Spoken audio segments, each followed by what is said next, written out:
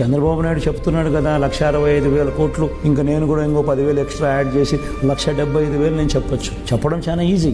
నేను ఆల్రెడీ 59 నెలల్లో చేసిన గవర్నెన్స్ ద్వారా దేవుడి దయతో ఆ క్రెడిబిలిటీ అనేది ఎస్టాబ్లిష్ అయింది. కానీ అబద్ధం చెప్పడం కరెక్ట్ కాదు. చేయగలిగింది చెప్పాలి. రాష్ట్రంలో ఏ మేరకు వనరులు ఉన్నాయి, ఏ మేరకు వెసులుబాటు ఉండేది అనేది నేను మాక్సిమం స్ట్రెచ్ చేస్తే, ఎక్కడ కరప్షన్ లేకుండా చేస్తే, ఎక్కడ లంచాలు వివక్ష లేకుండా డీబీటీ పద్ధతులు మాక్సిమం చేస్తే, మొత్తం బడ్జెట్లో స్ట్రీమ్ లైన్ చేస్తే మనం చేయగలిగేది ఇంతకన్నా ఎక్కువ వెసులుబాటు లేదు. అట్లాంటి దానికి నేను 70 అంటే 1,65,000 అంటే దాని అర్థమైంది ఆయన నేను మోసం చేయబోతున్నాను అని క్లియర్ కట్ గా అనౌన్స్ చేస్తా ఉన్నాడు.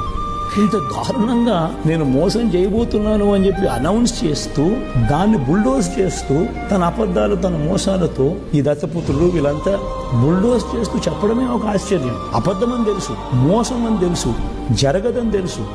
70,000 ఎక్కడ, 1,85,000 కోట్లు ఎక్కడ?